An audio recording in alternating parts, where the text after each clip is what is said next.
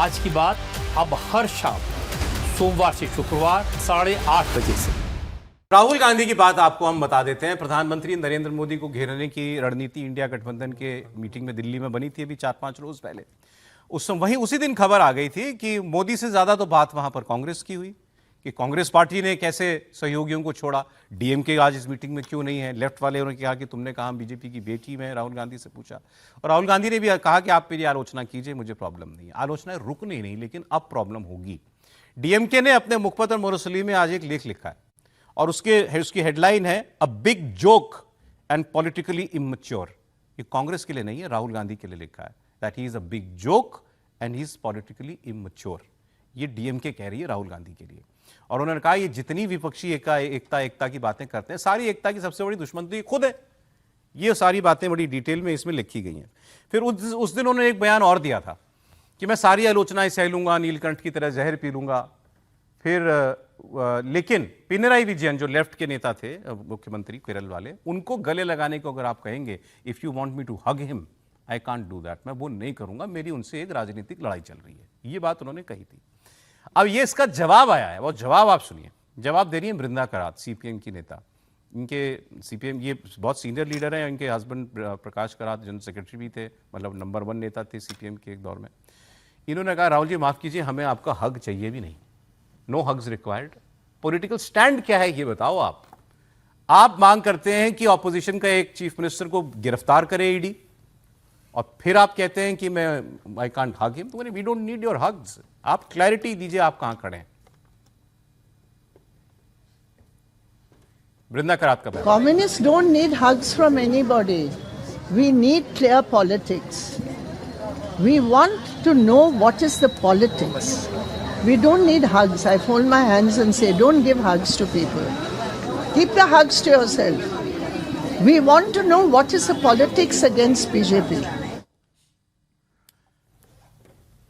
कह रहे हैं कि हमें आप भाई साहब आप गले ना मिलो हमसे, वो चलेगा। पॉलिटिक्स बताओ क्लियरली सर। ये बिल्कुल ठीक तरीके से वृंदा जी बात कर रही हैं।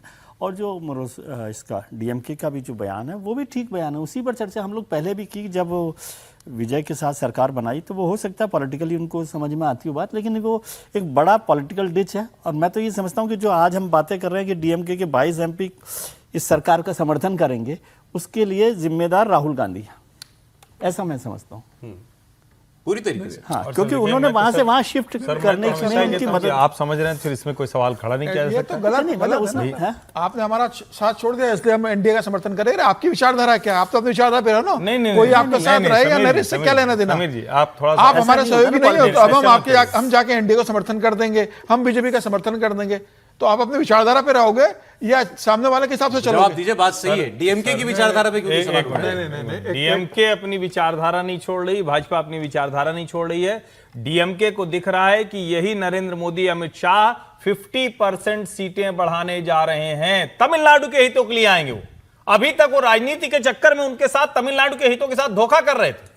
आप इसको यूं समझिए ना, इसको आप ऐसे कैसे देख रहे हैं? पहले भी कहा था, ने पहले भी कहा था कि 50% सीटें बढ़ाएंगे। तब इनके दबाव में नहीं किया, तब राहुल जी के चक्कर में गड़बड़ हो गए थे। देखिए, अनावश्यक आप राहुल गांधी पर प्रहार कर रहे हैं और मुझे लगता है कि राहुल गांधी वही कर रहे हैं जो कांग्रेस पार्टी के लिए उनको बेहतर दिख रहा है।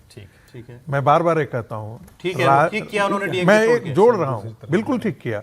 देखिए, राजनीति की जमीन आपकी अपनी ही जमीन होनी चाहिए, ठीक है, और आप अपनी जमीन तैयार करेंगे कि न कि समाजवादी पार्टी की जमीन तैयार करेंगे और तेजस्वी की जमीन तैयार करेंगे। तो मुझे लगता है कि राहुल गांधी ठीक रास्ते पे। मतलब आप कह रहे हैं कि राहुल एक खबर है, ये ऐसे खेल रहे हैं। ये खबर आज इंडियन एक्सप्रेस ने छापी है। इसकी चर्चा एक बार पहले भी हुई थी, अभी दोबारा आई, तो मैंने कहा बात करते हैं कि अगले साल जो होने चुनाव, उत्तर प्रदेश, उत्तराखंड, गोवा, पंजाब, ये एक बैच में होने, साथ में मणिपुर भी है, लेकिन मणिपुर की बात नहीं, इन 4 राज्यों की बात हो रही है। खबर उन्होंने ये छापी है कि बीजेपी ने अपनी इन 4 राज्यों की इकाइयों को कह दिया है कि चुनाव प्रीपोन हो सकते हैं, अपनी तैयारी तेज कर दीजिए। ये उन्होंने साफ साफ लिखा है। अब बीजेपी के हवाले से, सोर्सेस के हवाले से खबर की गई है। इनको कह दिया गया है क्योंकि सेंसस के साथ जो है वो डेट क्लैश करेंगी, तो इसलिए यहाँ पर आपके चुनाव जल्दी हो सकते हैं, मतलब इसी साल हो सकते हैं, वरना ये 27 में होने, ये 26 में ही हो सकते हैं। तो 26 में तो जून में हम खड़े, आधा साल निकल गया है। मणिपुर की बात इसलिए नहीं की जा रही क्योंकि मणिपुर में थोड़ा सा फिर अनरेस्ट होने लग गया है, तो उसको पूरा टाइम जो है दिया जा रहा है। त्रिपाठी जी, कुछ उम्मीद, गुंजाइश है इसकी, लग रहा है? नहीं, मुझे मतलब थोड़ा मुझे संदेह दिखता है। ये खबर लगातार चल रही, मतलब मेरी अपनी जो समझ कहती है कि जब चुनाव है उससे एक दिन पहले भी चुनाव नहीं होंगे। ये मेरा अपना मानना है, अभी तक का असेसमेंट है। पार्टी क्या कह रहा है?